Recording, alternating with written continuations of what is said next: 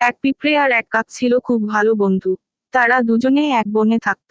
পিঁপড়েটি ছোট্ট হলেও তার মন ছিল বিশাল, আর কাকটি ছিল বুদ্ধিমান ও সাহসী। তাদের বন্ধুত্ব ছিল অটুট, এবং তারা সবসময় একে অপরকে সাহায্য করত।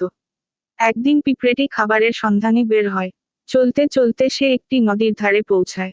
নদীর ধারে কিছু খাবার দেখতে পেয়ে সে আনন্দেই সেখানে যায়, কিন্তু হঠাৎ করে একটি বাতাসের ঝাপটায় পিঁপড়েটি নদীর জলে পড়ে যায়।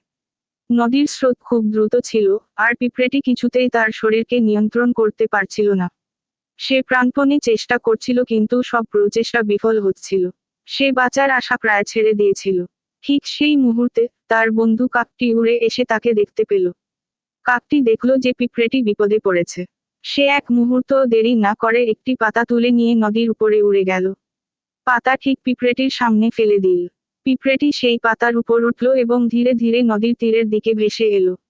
কাকটি পাতাটি ঠোঁট দিয়ে ঠেলে তাকে তীরে পৌঁছে দিল। পিঁপড়েটি কাককে দেখে কৃতজ্ঞতায় আবেগে ভরে উঠল এবং তাকে ধন্যবাদ জানালো।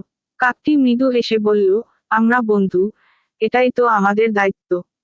দিন যেতে লাগলো। একদিন কাকটি বনে উড়ে বেড়াচ্ছিল। সে শিকারের খোঁজে বেরিয়েছিল। হঠাৎ করে সে এক শিকারীর চোখে পড়ে যায়। শিকারী তাকে লক্ষ্য করে ফাঁদ পেতে রাখে এবং ধনুক বাণ নিয়ে প্রস্তুতি নেয়। কাকটি কিছুতেই বুঝতে পারছিল না কি করবে। ফাঁদ থেকে পালানোর কোনো উপায় ছিল না। ঠিক সেই সময় পিঁপড়েটি ঘটনাটি লক্ষ্য করে এবং দ্রুত সেখানে ছুটে যায়। পিঁপড়েটি খুব সতর্কতার সঙ্গে শিকারীর পায়ের কাছে গিয়ে তার পায়ে জোরে কামড় দেয়।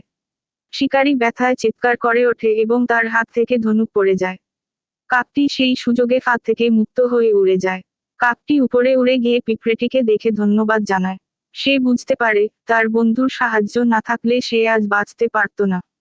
এভাবেই কাক ও পিঁপড়ে একে অপরকে সাহায্য করে, তাদের বন্ধুত্ব আরও দৃঢ় করে। তারা বুঝতে পারে, প্রকৃত বন্ধু তারাই, যারা বিপদে পাশে থাকে এবং একে অপরকে সাহায্য করে। তাদের এই বন্ধুত্বের গল্প বনজুড়ে ছড়িয়ে পড়ে, আর সবাই তাদেরকে অনুসরণ করতে শুরু করে।